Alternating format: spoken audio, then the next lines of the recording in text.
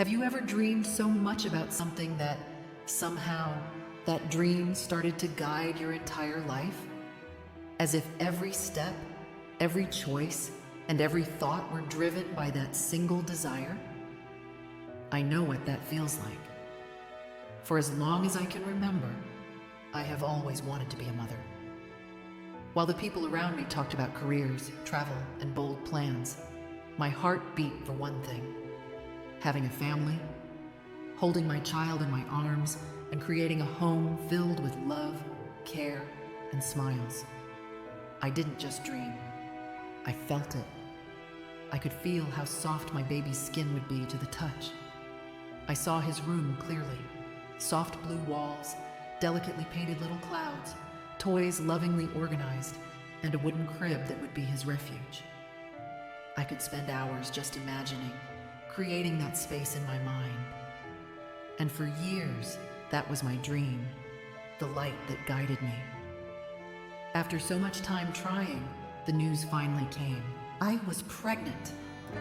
What was once a dream was starting to become reality. That moment, that little positive test I held with trembling hands, seemed to carry the weight of years of hope. I cried. I laughed. My heart felt like it was going to explode with happiness.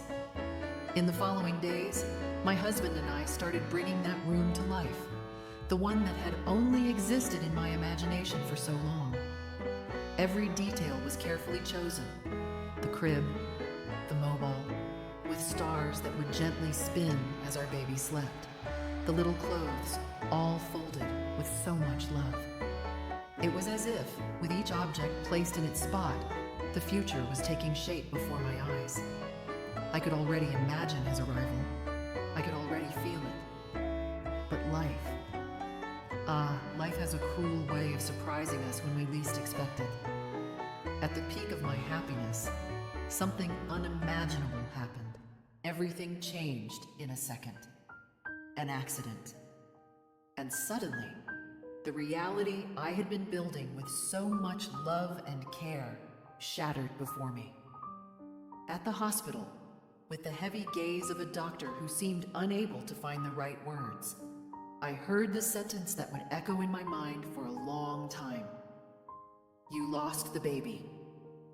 It was as if the world around me went silent. I felt the ground disappear, my life collapse.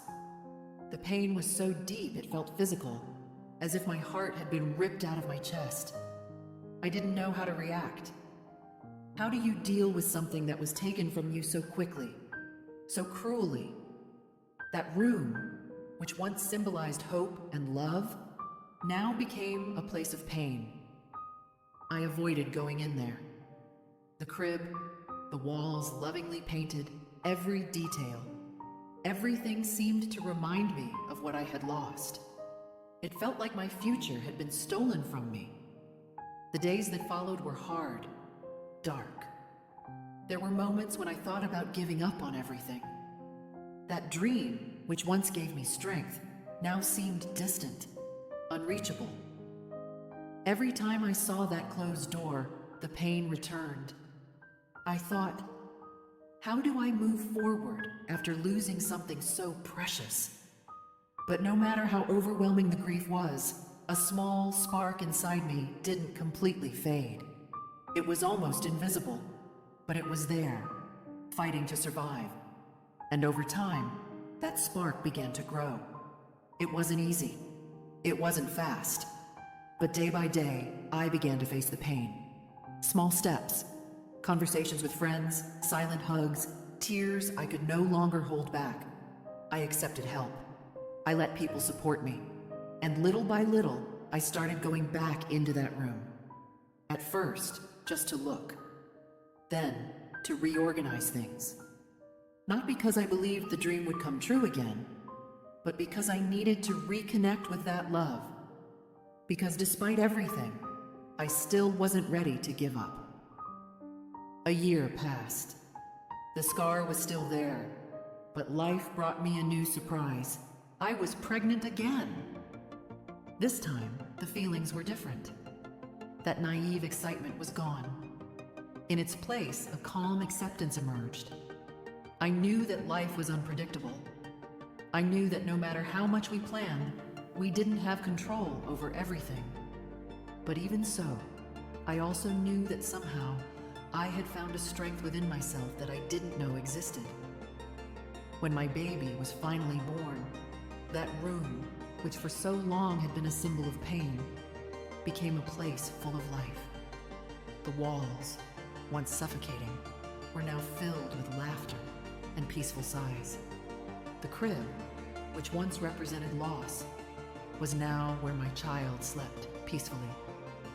As I held my baby in my arms, I looked around that room, which had once been a symbol of despair and was now a refuge of love. The journey to get there had been painful, marked by loss and challenges. But in that moment, with my baby in my arms, I understood something important. Life doesn't always give us what we plan for, and dreams can be shattered in cruel ways. But true strength lies in getting back up, in starting over. I learned that the love I felt, the dream I was building, wasn't about having everything perfect. It was about persistence, about believing, even when everything seemed impossible. I looked at my child and knew sometimes life knocks us down, breaks us in ways we never imagined. But if we have the courage to get back up, it can also surprise us with more than we ever dreamed of. And there, in that room that had once been a place of pain, I realized what really matters in life is not what we lose, but what we choose to rebuild.